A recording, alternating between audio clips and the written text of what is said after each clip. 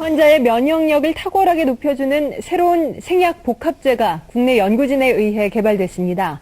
임상시험 결과 백혈구 회복을 높여주고 암치료 부작용도 크게 없애주는 것으로 나타났습니다. 최성원 기자가 소개합니다.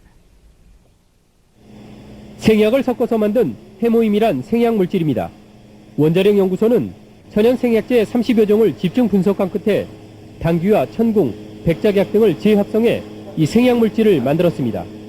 이들 생약제에는 면역을 활성화시키고 조혈 장애를 없애는 황산화물이 있는데 연구팀은 이 성분들을 재구성하는 방법으로 면역 증강 물질을 개발했습니다.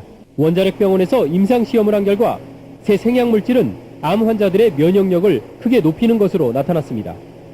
유방암과 자궁암 환자 각각 12명에게 새 생약 물질을 복용시켰더니 모두 회복 속도가 60% 정도 빨라졌습니다.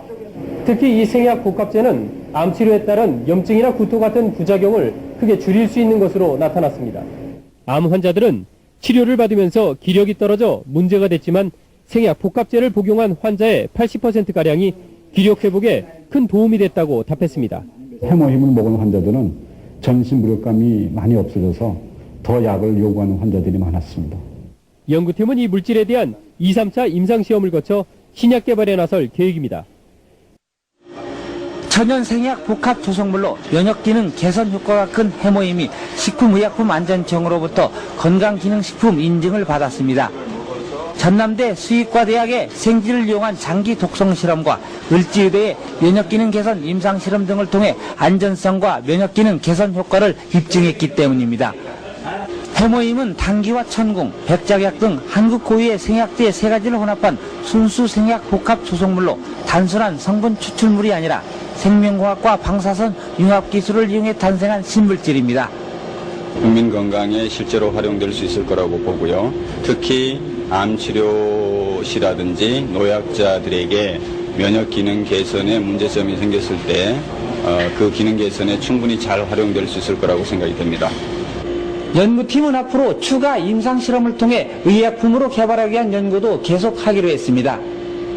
임상실험 결과 방사선과 항암제 치료에 따른 부작용을 방지하고 면역조율 회복 증진을 통한 항암 효과가 탁월한 것으로 확인돼 발전 가능성이 높다는 판단입니다. 한국원자력연구원이 기업체와 손잡고 만든 연구소 기업이 1조 원짜리 기업으로 성장했습니다. 원자력연구원은 여기서 얻게 된 수익을 다른 기술을 사업화하는 데 쓸 계획입니다. 이교선 기자입니다. 건강식품 생산 라인이 바쁘게 돌아갑니다. 이 회사는 설립 11년 만인 지난 3일 코스닥에 상장돼 이른바 대박을 터뜨렸습니다.